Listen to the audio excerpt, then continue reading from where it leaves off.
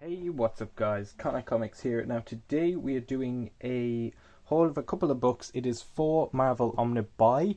As you can see here, normally on my shelf it's in alphabetical order, but there's a few missing here and there's a reason why. That's why I'm getting some of the books here out of the way today. So the first book that we are looking at, so there's two of these. One is a far superior run than the other. So the first one we are looking at is Captain America by Dan Jurgens. Now this is, as you can see by the spine, a pretty thick enough omnibus. As you can see, there are some of the covers that I collected in here. As you can see, this collects Captain America 1998 25 to 50, Captain America Annual 2000 to 2001, Captain America the Legend, Captain America and Citizen 5, Annual 1998, and Captain America Annual 1999, and Captain America 1998 24. Now this book, how do I talk about this? Straight off the bat, I will give it a 5 out of 5, a 6, because the start of this book is what I like to call, when people slag off comic books, it's very much at the start of this, very much like it's for kids. It has him facing an army of half dinosaur, half men. It has the usual where his sidekick is tied to a rocket, and then he's like, "Oh no, I don't want to lose another sidekick like I lost Bucky." Where I feel things like that were done much better in later runs. So yeah, the first half of it I found very aimed towards kids. Now I get it, comics are aimed towards kids, but as you can see behind, I'm a bit more used to modern comics where there's a bit more of a,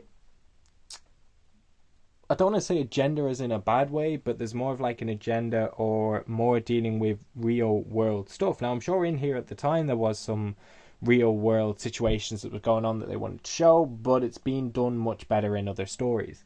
Some of the action sequences, I will admit, are pretty cool. But yeah, this is the 90s, so as you can see here, they have it where they have a dinosaur, half man. They have, I'll show you which bit I'm talking about now. Let me find it.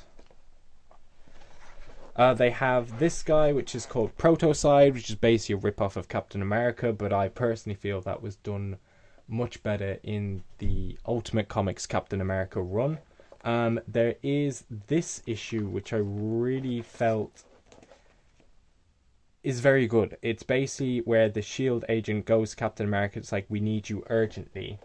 And basically it's about his grandfather is in the hospital, so he's telling them his wartime story of how he actually met Captain America during World War II. Basically his whole battalion was killed. He was left if it wasn't for the Howling Commandos and Captain America coming to save him.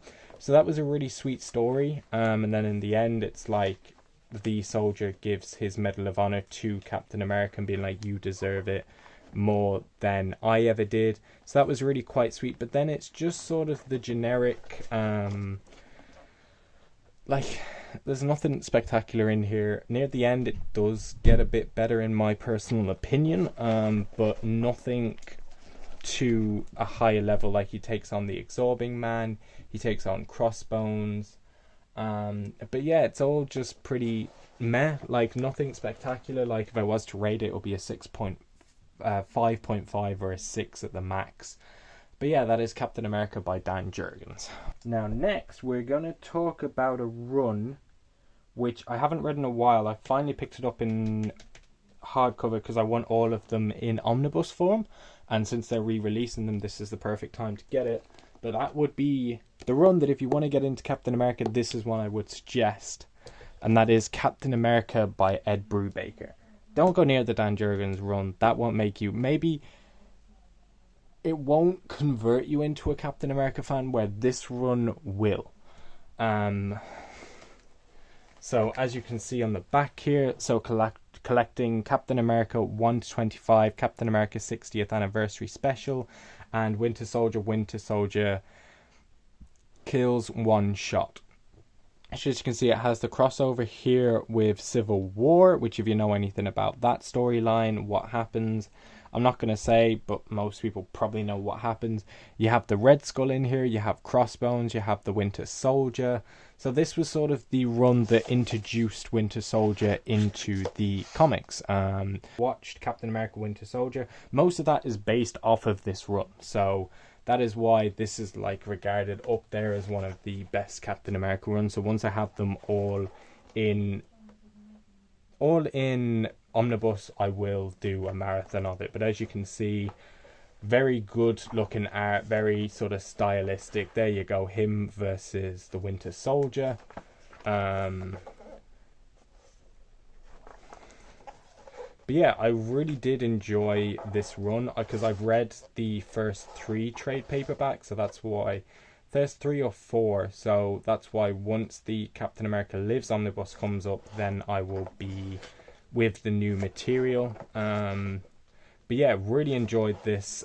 Couldn't talk more about it. Other people can probably talk more in depth. But yeah, that is Captain America by Ed Brubaker, Volume 1. Next book we have, I literally know nothing about this, if it's any good, if it's bad, who some of these characters are. I know who some of them are, but not well known. And that would be the Young Avengers. So I know Kate Bishop, but that's due to the Hawkeye show. We have Chavez, who I'm pretty sure is the girl who's going to be in the Doctor Strange Multiverse of Madness movie. I could be completely wrong. That could be a completely different character. I know these are the twins of Wanda and Vision. I know one's Wiccan. I can't remember what the other guy's name is. And then we have Hulk, which I don't know if that is Cho as Hulk or if that's someone else. And I have no clue who this guy is. So, and reading the blurb, it seems to be that Loki comes in because Loki's on the back. So this collects 1 to 15. This is basically saying like the Young Avengers are born. These are heroes that no adult can face the villain that they're going up against. But first they must face the mother of all villains.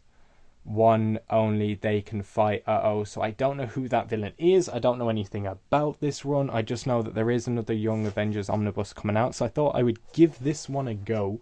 Because it's short enough, I should be able to get through this in... I normally read like 4 or 5 issues a night, so I could probably finish this in a week. But yeah, so that's the Young Avengers, to learn more about Kate Bishop, because Kate Bishop in the show is so lovable, and I love her to bits, and she deserves her own TV show or movie, because she's just... I love Kate Bishop, man. But yeah, that is Young Avengers. Sorry, I forgot to show you some of the... I haven't actually broken this out, so I won't be showing too much of the artwork. But yeah, it's like sort of usual modern artwork, like pretty cartoony in a way. There's Loki. Not seeing much action, but I don't know what's going on in the story. Well, there's a bit more at least. Never mind, as I said, there's not much action, so there seems to be where they have their usual Avengers moments where they're fighting off against each other. There seems to be a love triangle going on there. I don't know what's going on there, but yeah, it looks to be a bit more of an emotional ride, more of like a character-driven story than an action-based story. So yeah, I'll give it a go and see what it's like. Absolute Carnage. So yeah, so Absolute Carnage was the events by Donny Cates. So this follows on from some of his runs that he was doing, where I know he had his Guardians of the Galaxy at the time. He had his Venom run at the time. I don't know if he had jumped on Thor at this point. But yeah, I've enjoyed this so far. I'm about halfway through. So I've gone through the main event, the Venom crossover, the Miles Morales crossover, and the Spider-Man crossovers. There's obviously more to go, so like the Immortal Hulk and other tie-ins like that.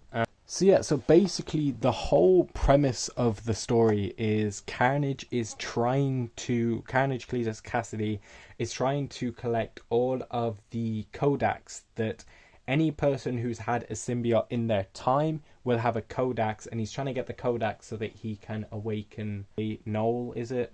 but he's basically the symbiote god. So he's trying to basically awaken him. So anyone who's had it, so your likes of Spider-Man, Venom, Captain America, Wolverine, the list basically goes on. If you name a Marvel character in the Marvel universe, they have probably had the symbiote because... But what I sort of enjoy about this book is they sort of have it a bit of tongue-in-cheek. Like, when Venom is going on about, it's like, oh, I'm sick of all this symbiote shite. Spider-Man's even saying the thing. It's like, I don't want to hear about the symbiote. As you can see, Hulk even gets it at one point. Now, one thing that is a bit of a pet peeve in this for me, but that's just me because I want a collection. There's one crossover issue in here by The Amazing Spider-Man by Nick Spencer, and I really enjoyed that issue, but it had nothing to do with the event. I think it's this issue here, issue 29. So it's basically, the moral of the story is Spider-Man, or Peter Parker, basically wants to drop MJ off at the airport because she has some role in a play or in a movie. I'm not quite 100% sure. And basically he gets caught up with, he apparently now has a sister. I missed that bit. But this is what sort of annoys me, because in this run you obviously have that going on. I now sort of want to learn more about that. And but yeah, so basically that run has nothing to do. The moral of the story is Peter Parker wants to drop off MJ at the airport before she's gone for 2 months. Due to his sister coming into the picture and needing help to save their partner, basically he misses the plane. And so it basically has nothing to do with this ultimate carnage. But that made me annoyed because I now want a Nick Spencer Spider-Man omnibus, or it collected in oversized hardcover or deluxe edition.